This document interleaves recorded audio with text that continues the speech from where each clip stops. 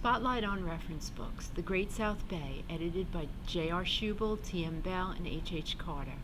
This impressive work, published in 1991, covers all aspects of the bay, including the geological origins, water, circulation and exchange, plant life, hard clams, the history of clamming in the bay, the baymen, and the future management and development of the bay and its shores. Chapters are written by different authors, each an expert in their field. In Chapter 2, you'll learn that 20,000 years ago, the area of the Great South Bay was dry land on the edge of a vast sheet of glacial ice that covered half of Long Island, all of New England, and extended unbroken to the Arctic Circle. Chapter 3 covers the origins of the mixture of fresh and salt water that make up the bay. Fresh water from groundwater inflow, rainfall, and small rivers combines with salt water from tidal exchange to form the unique composition of water which many people believe led to the unequal taste of the blue point oyster which comes from the bay.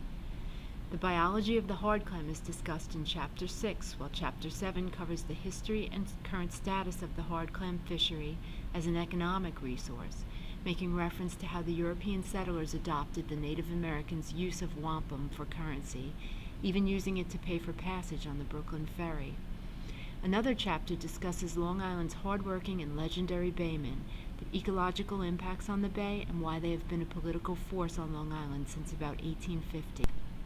Chapter 8 was co-written by Jeffrey Kastner, formerly of Brookhaven's Division of Environmental Protection and currently Assistant Adjunct Professor of Biology at Suffolk Community College and Research Associate at Long Island Maritime Museum. He will be speaking about the rise and fall of the blue point oyster at the library in October of 2013. This chapter also talks about the various towns and the practice of leasing of the bay's bottom in an attempt to regulate the shellfish industry.